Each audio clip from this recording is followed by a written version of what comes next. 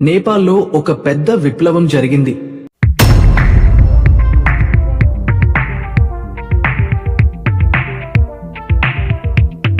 కేవలం 25 ఏళ్ల యువత అంటే జెన్ జెడ్ ప్రభుత్వం కూల్చేశారు.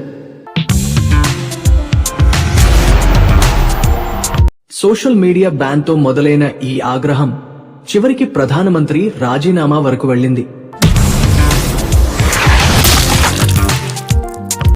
కానీ అసలు కారణం బ్యాన్ కాదు.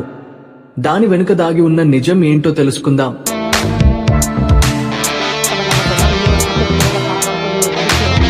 కాఠ్మండు రాజధానిలో వేలాది మంది యువతులు వీధుల్లోకి వచ్చారు. వారిలో ఎక్కువ మంది 20 సంవత్సరాల వయసు గల జెన్ జెడ్ విద్యార్థులు. కొందరు స్కూల్ యూనిఫాంలో, కొందరు కాలేజ్ నుంచి నేరుగా వచ్చారు.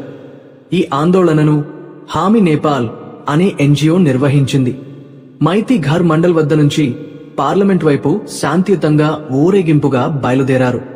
కానీ పోలీసులు వారిని ఆపడానికి ప్రయత్నించడంతో ఘర్షణ జరిగింది.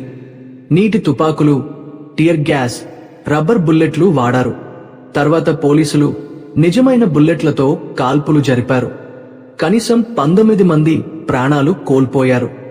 400 మందికి పైగా గాయపడ్డారు. మరణించిన వారిలో ఒకరు 12 ఏళ్ల చిన్నారి. ఇలాంటి దారుణాన్ని చూసిన తర్వాత ప్రజలు మౌనంగా ఉండగలరా? ఆగ్రహం మరింత పెరిగి దేశవ్యాప్తంగా ఆందోళనలు చెలరేగాయి. ఇప్పుడు 20 కారణాలు చూద్దాం. 1. Social media ban. Facebook, Instagram, WhatsApp, YouTube లాంటి ప్లాట్ఫామ్లను మూసివేయడం. 2. ప్రజల గొంతు అణచివేత, అభిప్రాయ స్వేచ్ఛను హరించడం. 3. పోలీసుల కాల్పులు, నిరసనకారులపై నిజమైన బుల్లెట్లతో కాల్పులు జరపడం. 4. ప్రజాస్వామ్య వైఫల్యం. 2008లో రాజ్యం రద్దయినప్పటి నుంచి 17 ఏళ్లలో 13 సార్లు ప్రభుత్వం మారడం. 5. అధికార పిపాసి నేతలు, కొన్ని పార్టీలు, కొద్దిమంది నేతల మధ్యే అధికార కేంద్రీకరణ. 6. రాజకీయ అవినీతి, ప్రభుత్వ భూములు, ఒప్పందాలు, డబ్బులు అక్రమంగా వాడుకోవడం. 7. నేపోటిజం, నేతల పిల్లలు లగ్జరీ జీవితాలు గడపడం, సాధారణ ప్రజల పిల్లలు కష్టాల్లో ఉండడం. 8. న్యాయ వ్యవస్థ బలహీనత, రాజకీయ నేతలపై కేసులు పెట్టకూడదనే రక్షణ కల్పించడం. 9. రాజకీయ అస్థిరత, పార్టీలు కలవడం, విడిపోవడం, ప్రభుత్వాలు తరచూ కూలిపోవడం. 10. ప్రజాస్వామ్యంపై నమ్మకం కోల్పోవడం, ప్రజలు తిరిగి రాజ్యాన్ని కోరే స్థాయికి వెళ్లిపోవడం.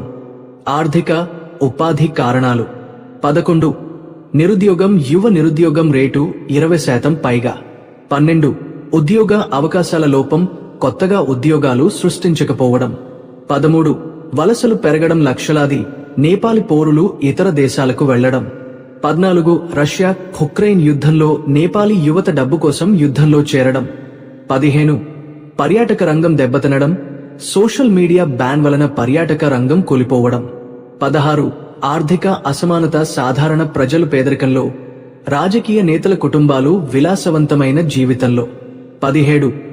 ధరల పెరుగుదల, ప్రాథమిక అవసరాల ఖర్చులు పెరగడం. 18. విదేశీ ఆధారపడటం, దేశంలో అవకాశాలు లేక డబ్బు కోసం విదేశాలకు వెళ్లడం తప్ప మరో మార్గం లేకపోవడం. 19.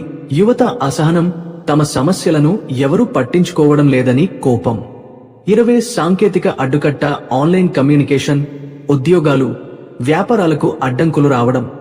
మొత్తంగా ఇవన్నీ కలిసిపోవడంతో ప్రజల్లో ఆగ్రహం పేలింది.